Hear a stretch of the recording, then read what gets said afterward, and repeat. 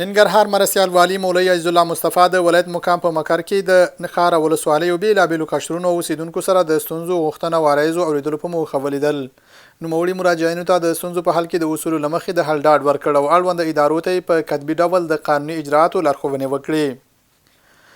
د جلالاباد ښار دوه نوي ایجاد شوي ناحیو کې پروژې پلي کېږي.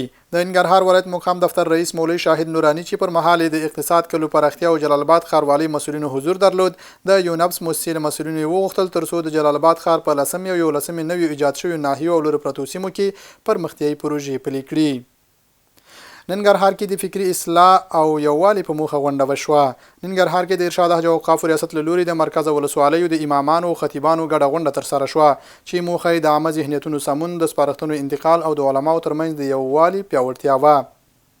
په ننګرهار کې 150 موټر چلوونکو قانوني لایسنسونه وویشل شول. د ننګرهار ترافیکو مدیریت 150 موټر چلوونکو ته تر 15 ورځنیو مسلکي زده کړو بشپړولو وروسته قانوني لایسنسونه ورکړل.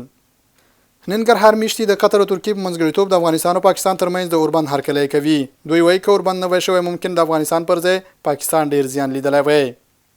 او ننګرهار کې سوداګر وایي د تورخم دروازې بندېدو ورته مالي زیان اړولی دی. دوی وایي اوس مهال تورخم کې پر تازه میوو، سبزیو او نورو توکو بار زرګونه موټر ولاړ دي چې د هرې ورځې په تېرېدو ورته مالي زیانونه رسیږي.